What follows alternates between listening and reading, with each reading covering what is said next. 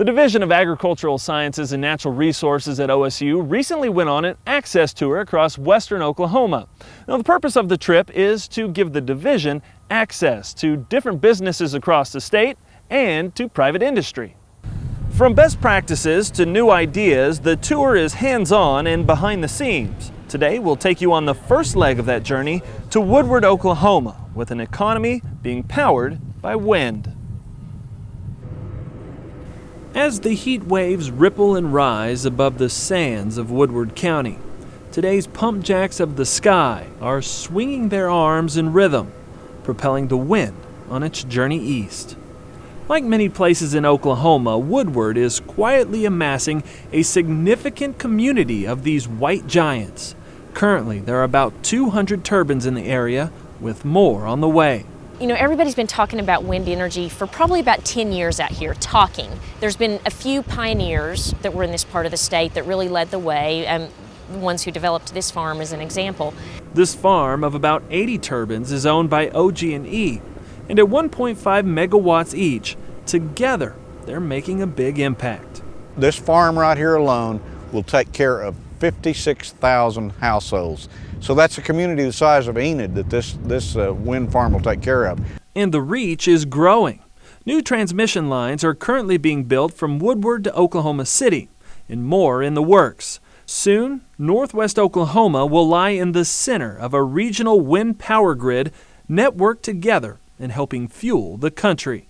If you're in anywhere in the United States of America, if you want wind power and you want to be able to develop it, you need to be in Woodward, Oklahoma, because we're in the center of wind energy.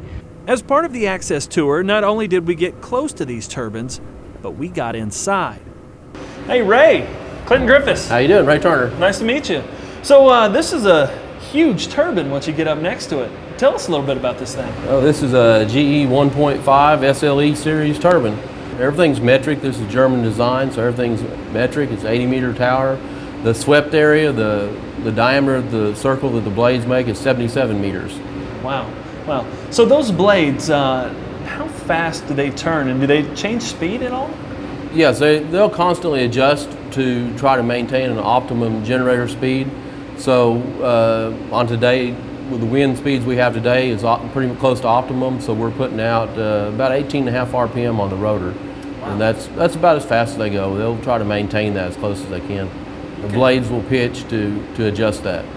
Well, what kind of maintenance do you have to do on something like this on a yearly or weekly, monthly basis? We have scheduled maintenance every 6 months. They'll go up there and grease and change filters and do oil samples and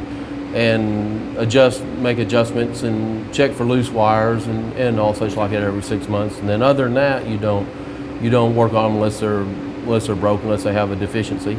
Does it move at all up there? There's some movement. It's an 80-meter tower. That's like 262 foot, I believe it is.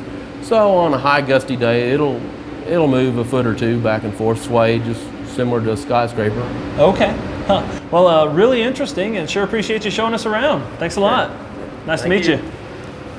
For years, we've got wind, and we've kind of, I wouldn't say cussed the wind, but we've tried to give alibis for the wind, that it doesn't blow, and everybody kids us with the trees leaning that direction. That's just a variety. Today, this gusty breeze has everyone standing a little taller.